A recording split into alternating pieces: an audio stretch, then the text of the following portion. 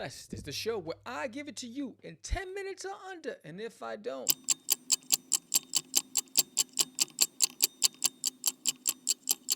Don't you believe it? anyway, what's up with all the animals?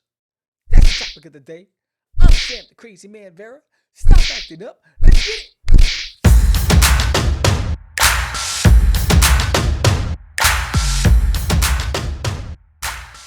Okie dokie, Smokey. If you were one of the viewers that watched George and I last Thursday morning on the Morning Brew with the Crazy Crew, um, I'd let you know what this today's topic was going to be. So I noticed that there's a growing trend, even more so. I mean, animals have always been around in animation and film and comics, but it seems like they're here to stay. And the question is, what makes them so important to the genre? Why so much love for the furries? So, in order to understand that, I took a look back and I just picked a few iconic characters throughout time um, that stuck out of my head. Like, who doesn't love Garfield? Oh my God. The pizza eating lazy cat. Everybody loves it. Garfield, you know what? 1976, first appearance, Jim Davis was the creator, right? Then you had Heathcliff. Heathcliff, Heathcliff, no one could terrorize the neighborhood. Remember that? Oh my gosh, I used to love Heathcliff. And what was it? George Gately, 1973. Then you had Marmaduke. So now we're switching over to the dogs, right? You have Marmaduke by Brad Anderson, 1954, first appearance, right? Um, and then, come on, Snoopy.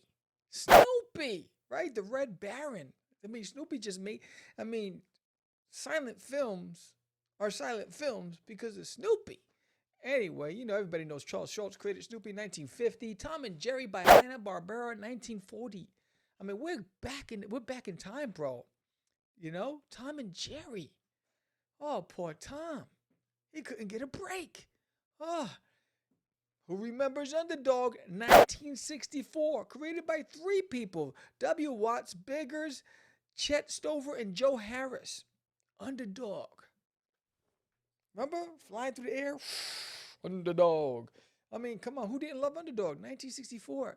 All right, we're talking dogs. You can't talk about dogs without Ruby, right? Scooby Doo, right? You can't talk about dogs without Scooby Doo. 1969, Joe Ruby and Ken Spears. I mean, bro, Scooby Snacks. Scooby Snacks. I think that's where they got Diggum Smacks from Scooby Snacks.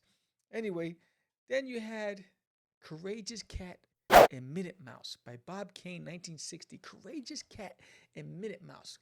Go figure, a cat and a mouse working together.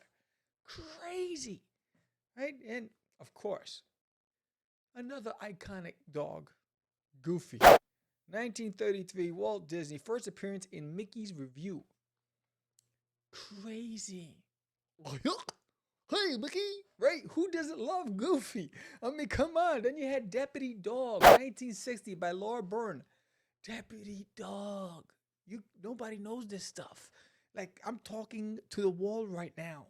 Unless you're part of the Get Fresh crew, you don't know. You have to go to Google. You got to go to YouTube, and pull these things up. Felix the Cat, right? Another iconic character. 1923 by Pat Sullivan, Otto Mesmer, and Joe Ariolo. So, you think about today's pets, right? You had the movie Pets, $1 billion franchise globally, but you had the predecessors. But there's something endearing about having animals in your comics, when your animation, or telling the stories from the animal's perspective. I'm an animal lover. If you don't know, now you know, right? And knowing's half the battle. G.I. Joe.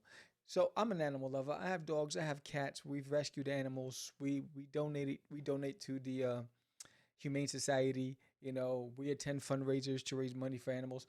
I love animals, and they tell the most amazing stories. They're all around me right now. They're like the Secret Service. They're just guarding me, and it's no wonder why people are trying, or not trying. People are adding them to their stories, right? I know that there was somebody who was watching my campaign and said, well, if you had a cat in your comic, I would pledge. Yo, she doesn't like aliens without cats. I was like, yo, but I got a Chihuahua named Herman. Hey, Chihuahua. She wasn't even taking it. So, but she reminds me of that girl back when I worked at United Artists Movie Theaters, back when I was a teenager in high school. I forgot her name. I forgot her name, but she said, if my hair was longer, she'd date me. It's like the girl saying, if you had a cat, I'd pledge. What the hell? Nothing's ever good enough. It seems to be following me everywhere. What the bloody hell? Anyway, I just thought I'd ask you the question. Put it in the chats, in the comment below. What makes animals endearing in comics and animation, and what's a good story to tell? What's a story you haven't seen you'd like to see told? Bring it up. Join us Thursday morning on The Morning Brew with the Crazy Crew, and let's talk about it. Anyway, have you signed up for the Adventures of Wonderduck? You see the image right on top of the screen. It's right here in front of me. Bam. Wait, that right there, bro. There you go. There. Right there. You see it?